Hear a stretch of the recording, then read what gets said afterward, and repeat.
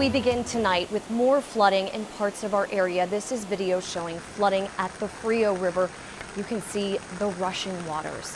Thank you for joining us. I'm Mandy Noel. Tonight we have team coverage on the Frio River flooding. We have crews set up in Concan and Leakey, and we also continue coverage in Kerr County, also dealing with severe weather, as crews try to continue search and recovery while dealing with severe weather. There are several camps and RV parks along the Frio River. Here's a look at just some of them. There are also some children's camps, including the H.E. Butt Foundation Camp. We know those camps are safe tonight. We begin team coverage in Leakey. That's where we find News 4 San Antonio's Jordan Elder. She's live with the latest there. Hey, Jordan. Mandy, we have been all over the viewing area today getting a look at flooding, and I can tell you this is the highest that we've seen it. We are just south of Leakey, Texas. This is the Frio River. We're at the River Bluffs cabins, and so we're up on a hill. We are safe, just like all of the campers here.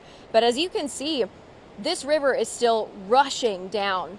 Now, we got to talk to the owner, Doug Shoemaker. He says this rain is going to be helpful for the Frio River community. This is a medium flood based on what he has seen over the years.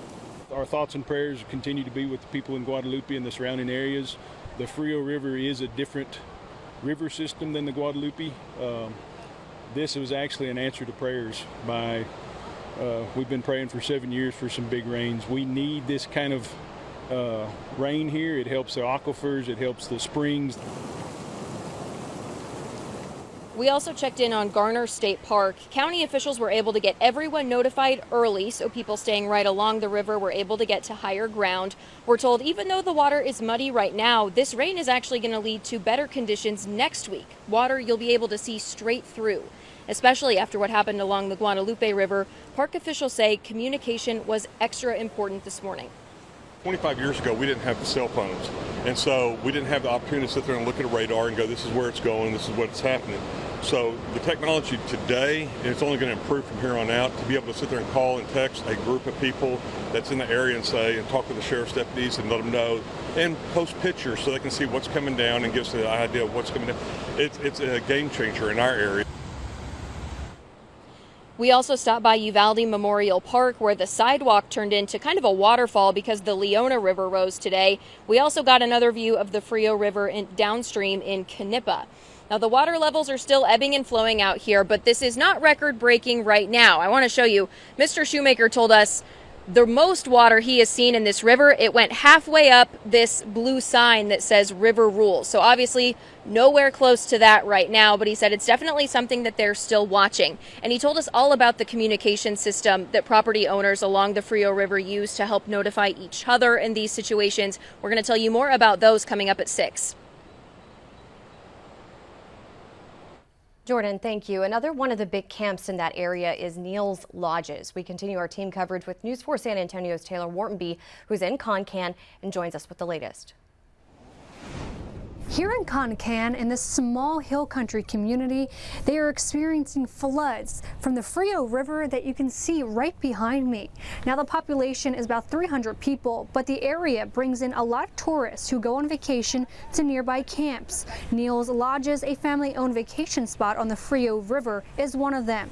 When water started to overflow, surging through roads, they made sure to evacuate certain cabins, ones who were closest to the river for safety. We're thinking maybe a 12-foot raise here at Neal's, which, you know, it's dissipated when it gets here. So it's really, really needed, really prayed for. And like I said before, I say that with grace because we are so devastated by what happened in Kerrville. But for us, this is prayed for. We've had a drought for 7-something years. I think it's probably 7 years, really, if you get down to it. And we needed this really bad. Parts of Highway 127 near Neal's Lodges has been closed off just in case the water came up over the bridge.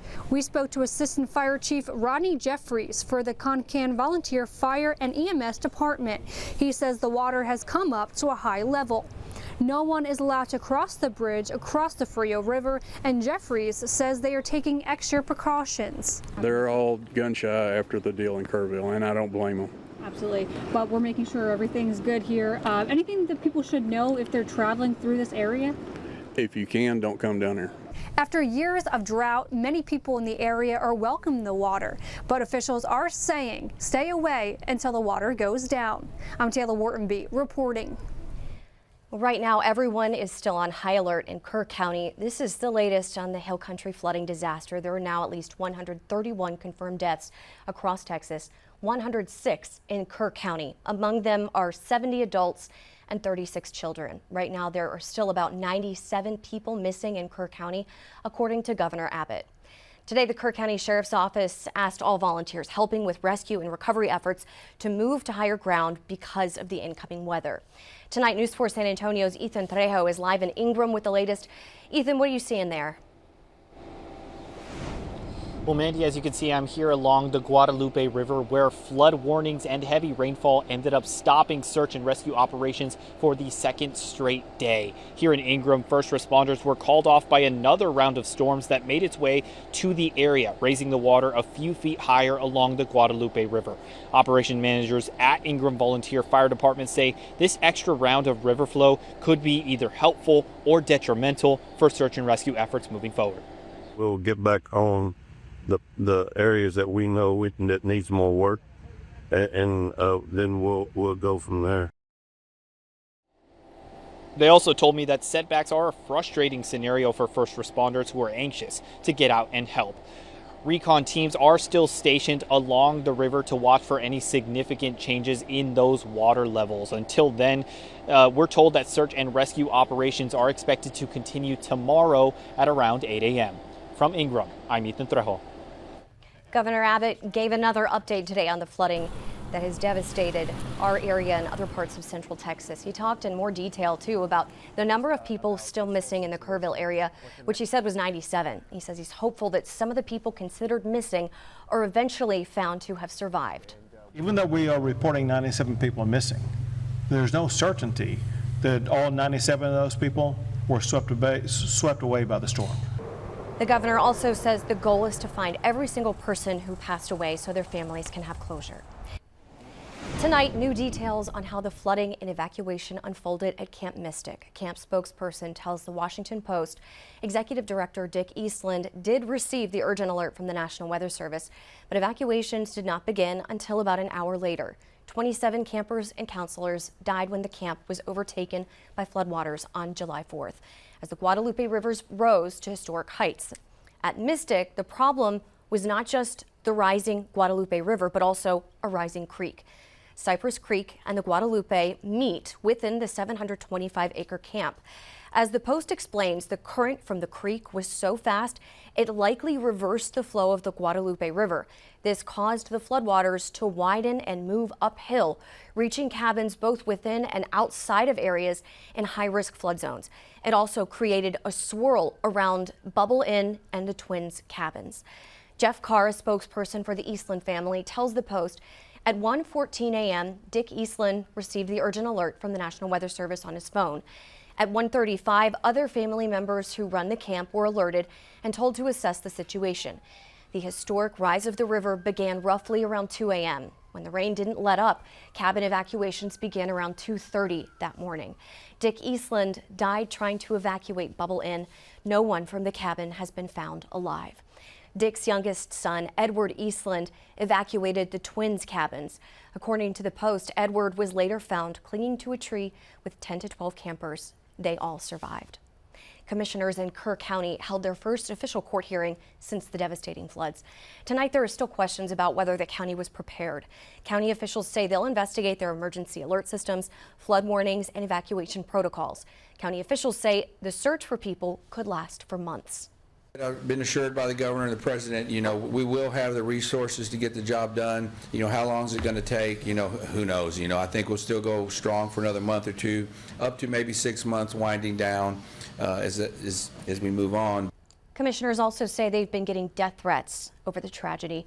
They're asking for more security as the response is being investigated. And don't forget, News 4 San Antonio is partnering with the Salvation Army for Sinclair Care's Texas Tragedy Relief. So far, we've raised over $170,000. Just scan the QR code to help provide meals for first responders and survivors who desperately need our help. Continuing our coverage tonight on the flooding along the Frio River. News 4 San Antonio's Emma Allen is live in Concan with the latest that we're seeing there.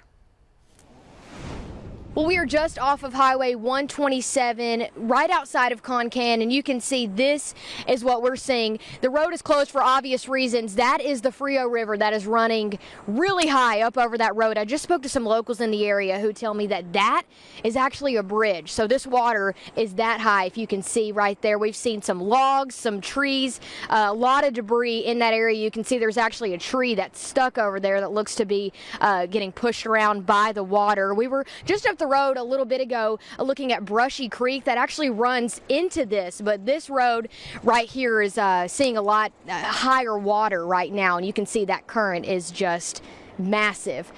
We are looking for more areas like this. We're actually trying to get deeper into Uvalde County so we can see more roads like this, but unfortunately this road's blocked off. Reporting in Uvalde County, I'm Emma Allen. With so many questions surrounding the time it took to evacuate during the flooding, the Washington Post is reporting that the director of Camp Mystic did not begin evacuations until an hour after receiving an urgent alert on his phone. 27 girls and counselors died at the camp, including Director Dick Eastland. The News 4 I-Team's reporter Jay Avila is looking into that report and reaching out to the Eastland family. Tonight, a representative tells him the article was premature. Jay joins us now with the latest. Well, Mandy, the spokesman tells me the Washington Post article was based on a conversation with Eastland's son, Richard Jr., the day after the flood. And the family is still piecing together their own timeline from that chaotic morning. The Washington Post is reporting that at 1:14 a.m., Dick Eastland received an alert from the National Weather Service on his phone, warning of life-threatening flash flooding. And at 1:35, other families who help run the camp were alerted with walkie-talkies. The historic rise of the river began around 2 a.m. When the rain did not let up, cabin evacuations began around 2:30 a.m. Dick Eastland died trying to evacuate girls from the cabin called Bubble Inn. No one from that cabin has been found alive. Jeff Carr, a spokesman for the Eastland family, tells News 4 Dick Eastland was outside assessing the flooding along with a night watchman shortly after the 1:14 a.m. National Weather Service alert, and says it's logical he got the warning because Eastland typically received them on his phone. But Carr says it's too early to say when staff members began evacuating children because people weren't looking at their watches. He says the Eastland family wants to release a detailed timeline of their own with help from that night watchman. We're working on it, Carr said. The only audience they care about are the families of the victims. Camp Mystic passed a state inspection 2 days before the flood, and according to inspection records, the camp had an emergency plan that included flood evacuations and that staff and volunteers were aware of the plan.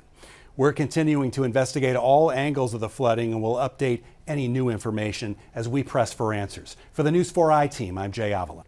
We are taking another look at exclusive aerial video in Uvalde County from your South Texas dealers Sky Ford. This is the Frio River near Concan and areas near Garner State Park. You can see the water in the river moving very quickly tonight.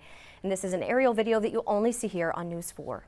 Rising water once again cut off access to parts of Kerr County, still reeling from the deadly July 4th floods. News 4 San Antonio's Yami Virgin is on one of the back roads into Hunt, and she continues our team coverage. We were trying to get to Hunt, to the area where the camps were flooded over. We took 1340, but this is as far as we could go. Benson's Crossing, where the water of the Guadalupe River is now stopping us from going further. FM 1340 is one of the main roads leading into the area near Camp Mystic, where tragedy struck just 10 days ago. We took this road to see how the Guadalupe River was behaving, but like many others, we had to stop at Benson's Crossing. Floodwater was at least 2 feet over the road, stopping everyone. People hoping to return home were forced to wait. Some told us even if they made it past this point, other crossings ahead were completely underwater.